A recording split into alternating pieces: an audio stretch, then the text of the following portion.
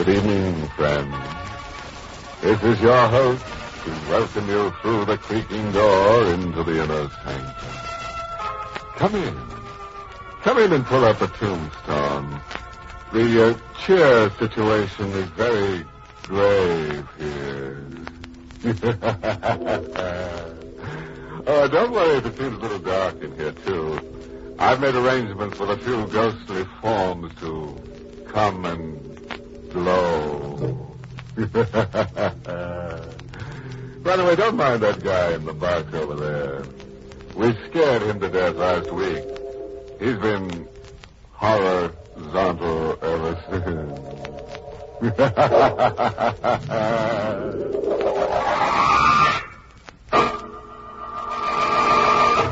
Tonight's Inner Sanctum mystery, Deathwatch in Boston, was written by Fred Matho and stars Mason Adams in the role of Carl with Ted Osborne as Charon. In Boston, Beacon Hill looks down its narrow, brick-lined streets with seeming scorn at the harbor below. Tonight, the wind is from the sea, and there is a mist that's heavy with the odor of fresh fish, salt, and spices. Tonight, too, there is a man who has a horrifying secret to tell. This man is Carl Dickens, intern from a nearby hospital who walks wildly, coat flapping, hair disheveled. Young, his body is. His eyes are old, his face haggard. He carries a heavy wooden box about 12 inches square. He's murmuring through bloodless lips. Take thy beak from out my heart, and take thy form from off my door. Quoth the raven, nevermore, nevermore. A neon sign proclaims the door to be that of Captain Zeb's Tattoo Salon. Established 1905. Carl Dickens stops, looks quickly behind him, and enters. Greetings, mate. Captain Zeb. Yeah, didn't reckon to do no more tattooing tonight. Captain Zeb, lock the door. Hold on there. Lock this door. You know me. I'm Carl Dickens. Hey, thunder. So you be. What ails you, lad? Lock the door quick, then put out your lights, please. Sure. Seems to me like your one doctor needs a doctor, Carl. No, Zeb. I don't need a doctor. I need someone like you to listen to me. All right, I'll listen.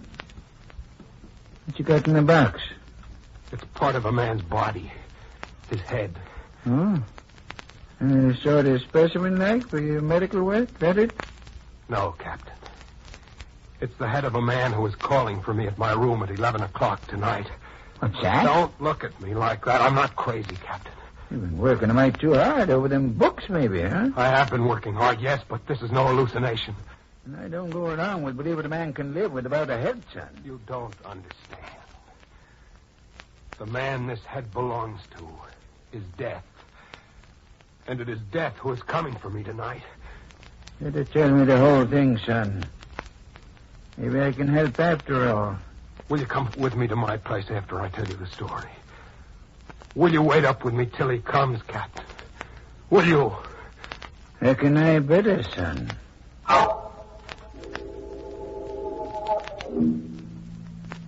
You know my place on Pinckney Street on the hill. It's narrow and cramped with century-old houses. I've got rooms on the second floor of one place, 29 Pinckney. I've been there 2 years since I first went to the hospital. In my living room, there's a bay window that juts out over the sidewalk below. That's where my desk is. 2 weeks ago tonight it was. I'd fallen asleep over my books. Something at the window woke me with a start, a tapping noise. I went to the window and stared. Perched there was a bird. A bird as black as the night itself. I opened the window, and instead of flying away, the bird hopped upon my desk and stood with head cocked to one side of my open book. By now, I knew I wasn't dreaming. I spoke to the creature as you might have. Hey, isn't it late for a bird to be around? Oh, it's late. It's late. It's later than you think. It's much later than you think. I stared open-mouthed at the open window through which the creature disappeared. Then I smiled, realizing that it must be a pet, a minor bird, perhaps. I went to bed then, thinking it an amusing coincidence that the bird had been taught to say, "It's late," and that I had referred to the hour myself. That's what I thought then. Until 2 nights later. That's when I met the stranger for the first time. You see, Captain, I have a bad heart myself, and I'd worked very hard to save a patient who had a heart ailment, the same rather rare heart condition I have. By 10 Wednesday night, I felt certain she'd pull through. Just as I was going off duty, my night nurse hurried to me. Dr. Dickens. Yes? Doctor, the girl in 14. Well? No. Are you trying to say she died? Mm-hmm. I'm sorry, Doctor. But I can't believe it. I did everything that could be done, and it looked certain. Are you positive? Yes, I am. Dr. Smith just confirmed it. Oh, Doctor, you worked so hard on that case. You're worn out. Why don't you go home and rest? I said... Doctor, what's wrong with you? What are you staring at? You were looking toward the window just now, as I was, weren't you? Well, yes, I think so. Why? Didn't you see something black fly past it, a bird? Well, no. Doctor, you look awfully pale. Can I get you something? No. I guess I'm tired. I'll go for a little walk and then straight to bed.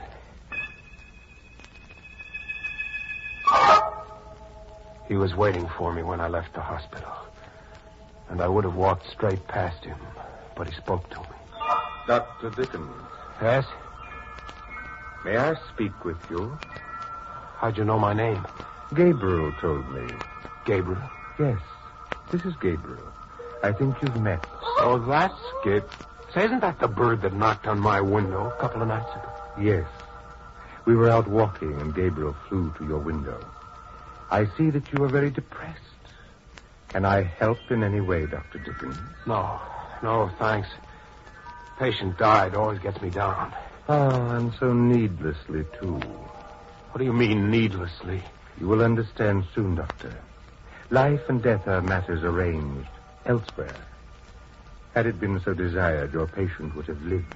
Who are you? What's your name? I don't think you said. It is Charon. Charon. Charon. Oh, Mr. Charon, if I believed what you say, I would have to give up medicine. Not at all. Everyone has a mission to perform, and should. And what is your mission in life, Mr. Charon? Ah, that. What is our mission in life, Gabriel? Speak up. It's late. It's late. It's later than you think. Oh. That was the first time I met the man who calls himself Charon. I asked for a couple of weeks off at the hospital. I thought it might be nerves. I stayed home and read detective stories. I was beginning to feel like my old self again, and on Sunday night, sometime around 9, I decided to turn in when there came more tapping on my window. This time I grinned. Well, Gabriel, come right in. It's late. It's late. Sure, I know. It's later than I think. Orc, is that all you can say, Gabriel? Take my beak from off my heart and take my paw from off my door. Close the raven. Nevermore. Yes, I had heard correctly. The bird had quoted a full passage from Poe's poem, The Raven. At the same time, I felt a sudden chill in the room, sensed someone in the room, yet I had heard nothing. But I knew. He also knows a bit of Keats and Shelley, Doctor. How the devil did you get in here, Charon? Your door was not locked. Tell me, Dr. Dickens, are you afraid of death? No more than most people. But I'd rather not die if it's all the same to you. I'd hoped you might think differently than others. At any rate, I have nothing to do with it. As I said to you before, Doctor, these matters are arranged elsewhere. Where? Elsewhere. You're trying to tell me that you can predict death. Is that it, Charon? Of course. I'd like proof. Will you accept full responsibility for the knowledge? Sure. Give me a moment.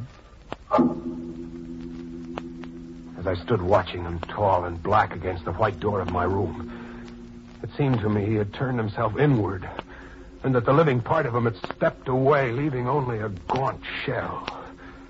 There was no life in him, only the eyes staring. You will remember the name of Emily Cartier. Her passage has been arranged for. Good night, Dr. Dickens. After he left, Captain, I walked straight to the phone to call the police.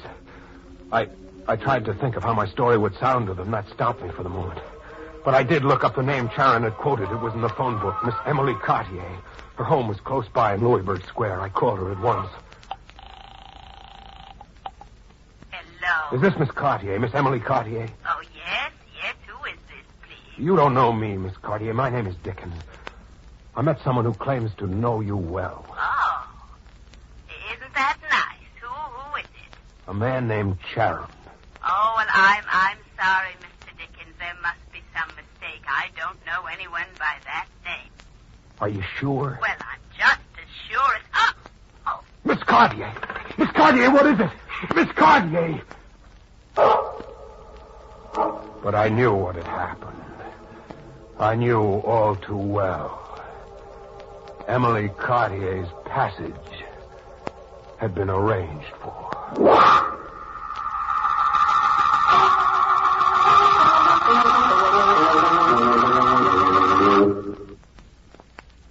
Hey. Anybody been giving you the bird lately? Very distinctive character, this Charon, don't you think? Pick him out in a shroud anywhere.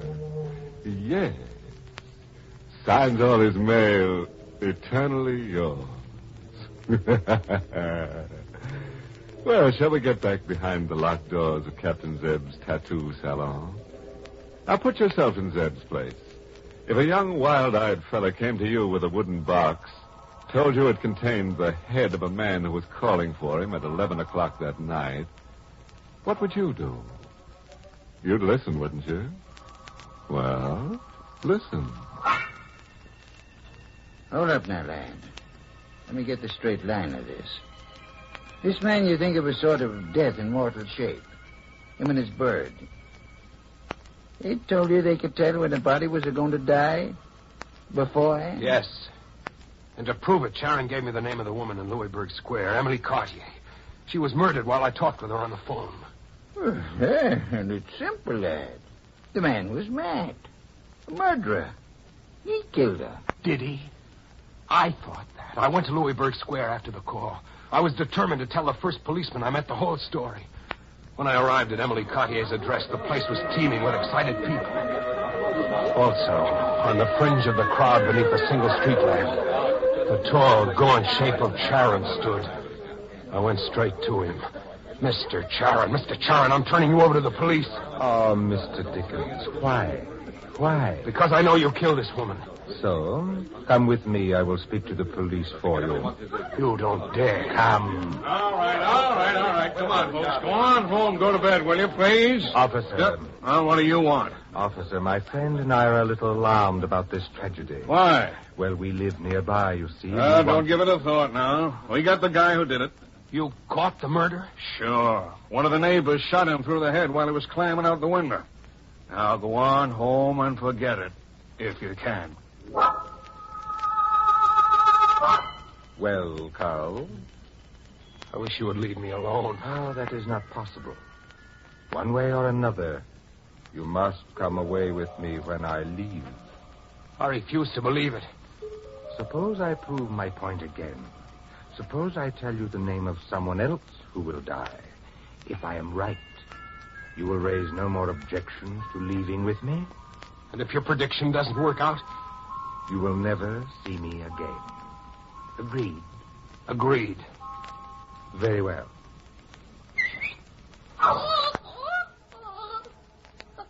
Gabriel, our friend would like to know who, do you know, is next to go. Simeon Black. He's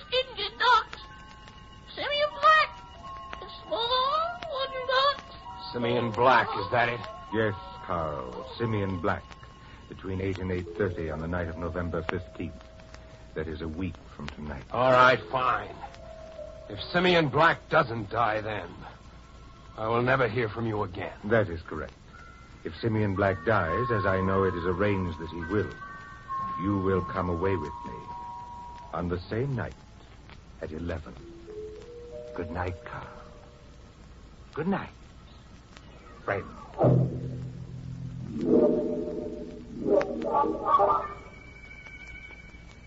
November 15th. It's tonight, isn't it? Yes, Captain Zeb, that's tonight. And what about Simeon Black, lad? This bargain you made now. I found Simeon Black. Found him this evening. He was a seaman. The docks gave me his address, a cheap rooming house near the Charles River. His ship was due in at 7. Simeon Black had to live. I stood outside his rooming house waiting. About 5 minutes after 8, a big, burly, rough man came along, heading for the doorway where I stood. He was carrying this box. Simeon Black with 25 minutes to live. Are you Simeon Black? Yeah. It's very important that I talk with you. Yeah, why? Who are you? My name is Dickens. This is urgent. Please listen. I'm listening. Go ahead. Do you know anyone who might want to do you harm? You crazy mister. Sure I do. Couple of 100 guys all around the world. But you ain't one of them. Where are you? No, I'm not. But I talked to the man who said you were going to die between now and 8:30. That's why I'm here. Who? A man named Charon. A man who has a pet minor bird that talks. Yeah? I think we better go up to my room and talk, chum. Come on.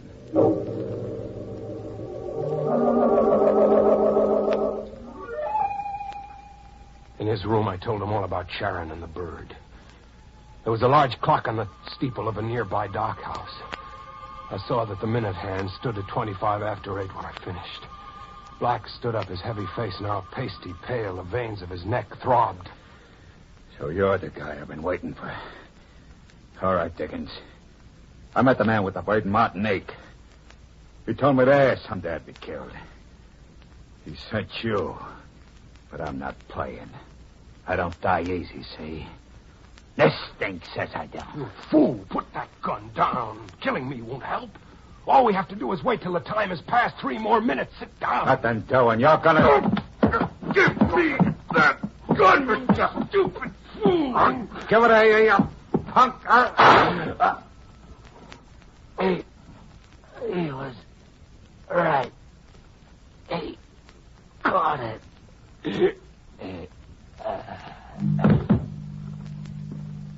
I couldn't believe my own eyes. I stood there gaping at the floor. The hook that had been Simeon Black was crumpled grotesquely on the bare boards of the room. His denim shirt staining darker and darker as I watched it. Through my fogged mind, I heard the clock strike the half hour outside. Simeon Black had died as Charon had predicted. But I had killed him. The gun was still in my hand as the door opened, and Charon, tall, gaunt, lips smiling, eyes smoldering black, stood there. You see, Carl? I've kept my bargain. Simeon Black is dead. You made me do this. You played me against Black. You knew something like this had happened. Carl, when are you going to understand? Yes, I knew. But these things are arranged. By you. Of course. I made a bargain with you. Yes, you did, Carl. I will call for you at 11. We will leave together. No. You are leaving now, Charon. No! For a moment, I thought I hadn't hit him. He stood there without a tremor. Then from his thin, colorless lips, a trickle of blood coursed down his chin. I can't tell you the triumph of the moment. The days of supernatural, fantastic horror seemed to run out of me. The sight of his blood told me this man wasn't death. This was a clever man who had somehow used me. Everything seemed right again in the world. No matter what happened to me, no matter what.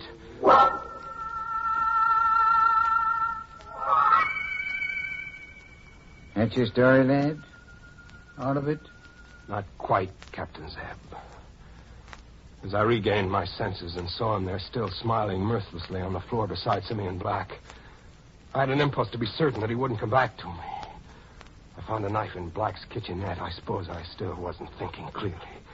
Stupidly, I thought perhaps even a supernatural being divested of its head might be powerless. Now I know better. So you toted the top of him here from the waterfront in Simeon's duffel box? Yes. And as I walked here, I began to realize Charon will keep his end of the bargain. That's the story, Captain Zeb. Kind of puts me on the spot, lad. I know. You want to call the police? Should you know? But you did promise to come to my place and wait till after 11 anyhow. I did. It's 15 of 11 now, lad. I'll go along with you. Go ahead.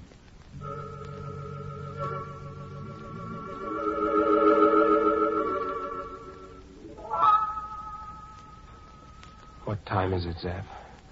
Most 11. But I tell you again, lad, ain't nothing gonna happen now. But I feel it. Sort of a chill. A tight, scared feeling about my heart. I know Charon is coming for me. I feel it. Bosh. Listen, Zeb, listen. It's death coming. I feel it in my heart. Yeah, sure, but... All right, Charon. All right. I'm ready. Carl. What's up? What the devil?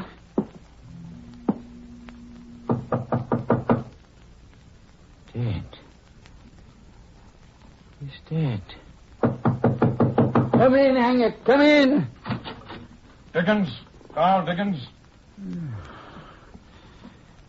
That's him there, officer. What's wrong with him? Well, you can believe it or not. I was just talking to the lad when he pops off.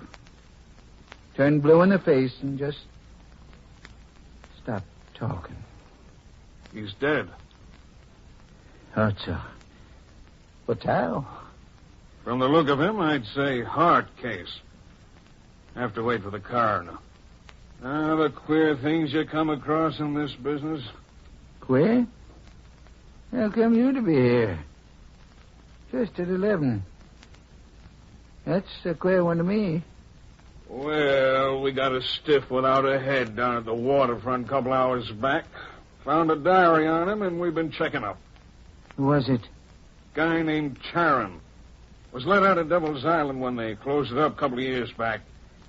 According to the diary, he's been out to get everybody he ever had anything to do with his being sent up. A nut? Must have been a smart one. He names 3 people he wanted to get rid of.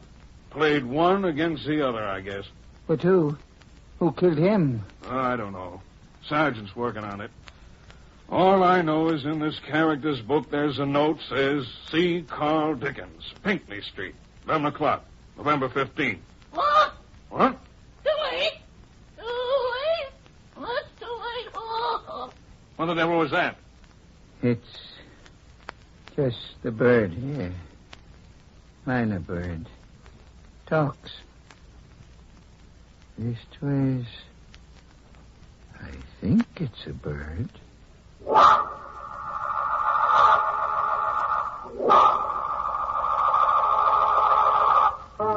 My. You'd better see the headman, Zeb. You know, one thing to learn about all this is you should never lose your head in a crisis. Or you shouldn't lose your head anywhere, for that matter. Oh, yes, just a bit of advice, folks.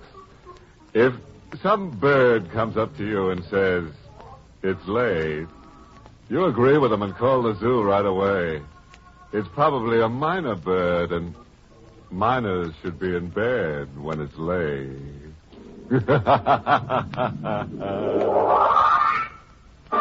Inner Sanctum came to you through the United States Armed Forces Radio Service, the voice of information and education.